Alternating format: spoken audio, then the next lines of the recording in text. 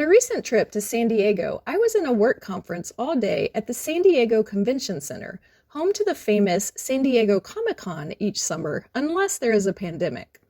While I was there, Jack went to film footage of a place we had visited once before, Balboa Park. This urban cultural center has several parking lots with free parking and a tram to take you from parking lots to the center of the park. The tram drops you off in a central area where you're surrounded by some of the historic buildings. The closest building to the drop-off point is the House of Hospitality. This building was originally built in 1915, but was torn down and rebuilt in the 90s because the original structure did not meet various safety codes, including failing to meet modern earthquake standards. This building houses a welcome center, as well as an award-winning upscale restaurant named Prado that is open for lunch and dinner Tuesdays through Sundays. This land was a city park in the 1800s, but in the early 1900s, it was determined that San Diego would host an expo to celebrate the completion of the Panama Canal, which you will remember is the man-made waterway that connects the Atlantic and Pacific Oceans and divides North and South America. The name San Diego City Park didn't sound prestigious enough to be part of such a celebration. So the land was renamed Balboa Park after Spanish-born Vasco Núñez de Balboa, the first European to spot the Pacific Ocean while exploring in Panama. In 1915 and 1916, the park hosted the Panama, California Exposition. Several of the buildings built for that expo still exist today. In 1935 and 36, another expo was held here to promote the city and help it overcome financial difficulties caused by the Great Depression. The historic buildings now mostly house museums, of which there are currently about 20. There are also a number of performing arts venues and other attractions, including the park's most famous attraction, the San Diego Zoo. The buildings of Balboa Park are a mixture of Mediterranean and Spanish colonial revival architecture style.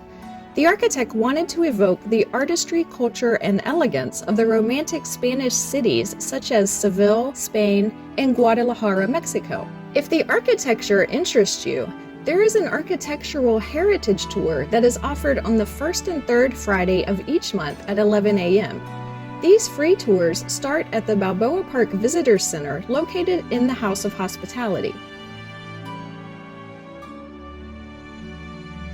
In addition to museums, the park has several performing arts spaces, including the Old Globe Theater, built for the 1935 Expo, which features both indoor and outdoor performance stages. During that expo, it featured shortened versions of Shakespeare plays. The theater company currently housed here produces more than a dozen plays a year. The park has a number of gardens, including a Japanese friendship garden. While we were in town in March, the 12-acre Japanese Friendship Garden was hosting its annual Cherry Blossom Festival. Hundreds of people were in line to tour the gardens for an up-close look at the cherry blossoms in bloom. Jack opted not to wait with them, and he just got pictures and video of the gardens from a nearby overlook. It was beautiful, even from his vantage point some distance away.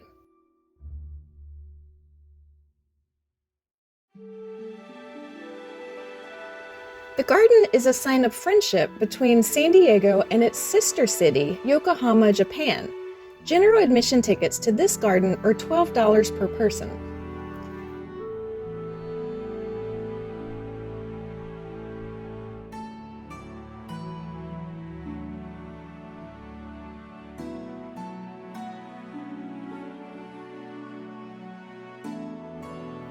Next to the Japanese Friendship Garden is Spreckles Organ Pavilion.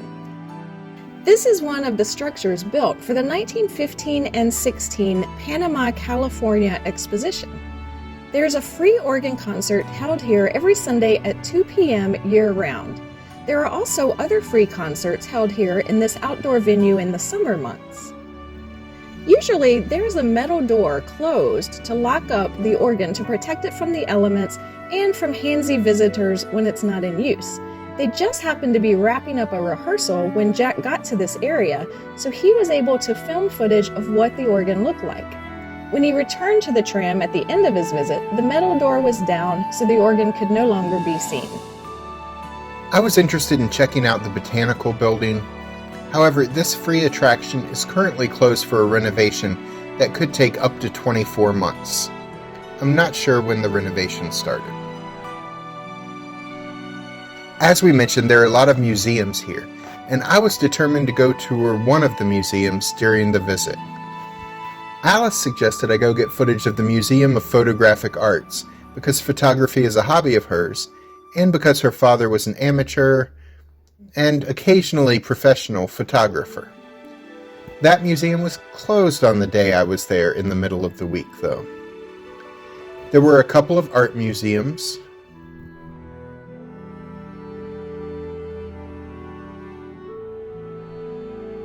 and then the Fleet Science Center, which was showing The Batman on its IMAX screen, which I assumed to be a documentary about the dangerous potential outcomes of humans getting a little too close to bats.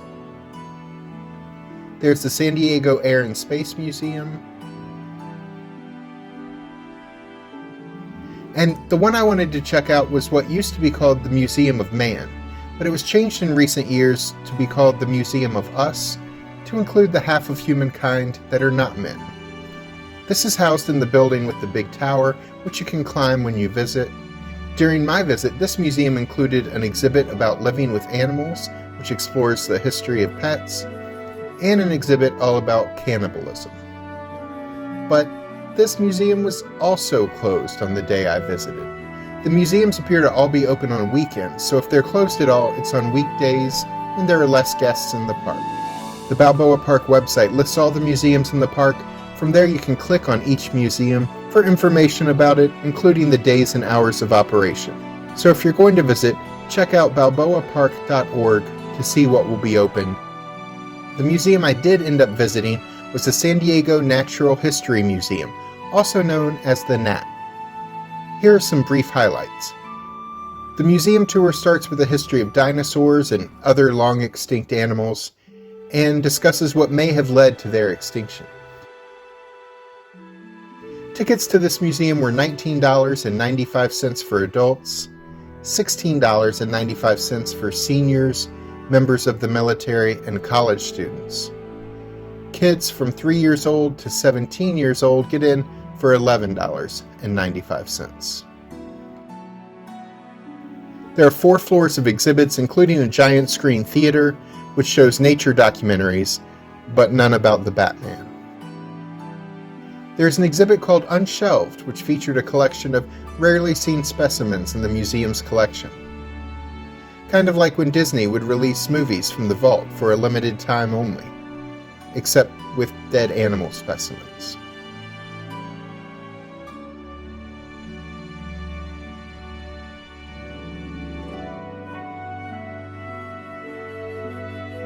The exhibits mainly focus on the natural history of Southern California, like in this exhibit about the biodiversity of the area, which includes mountains, oceans, streams, and deserts. And it discusses how the 4 seasons affect each of these areas.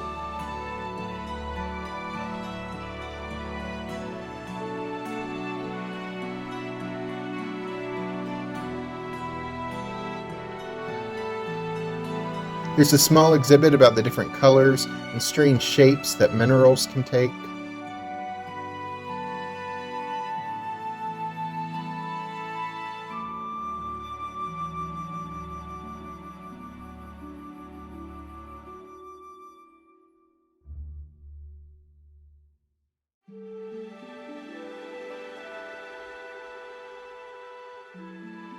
There was an exhibit in a room that had a cool entryway themed to look like a bookshelf. The exhibit inside is about the role artists have played in science, using their sketching, painting, and photography skills to illustrate science for the world.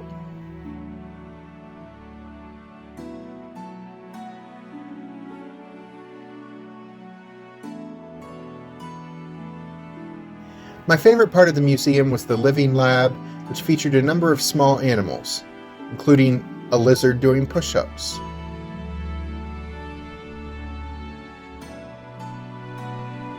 or two lizards having a staring contest.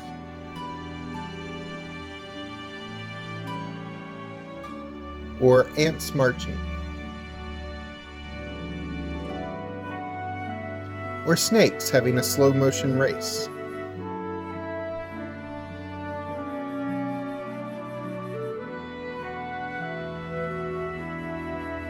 Though the coolest thing I saw was this lizard shedding its skin. I was fascinated watching this for about 5 minutes. I wish I had gotten there a few minutes earlier to see how it got its legs out of the old skin. The lizard made very little progress while I was watching, so this might be an all-day thing. I had never seen a lizard shedding its skin before though, so it was worth a stop.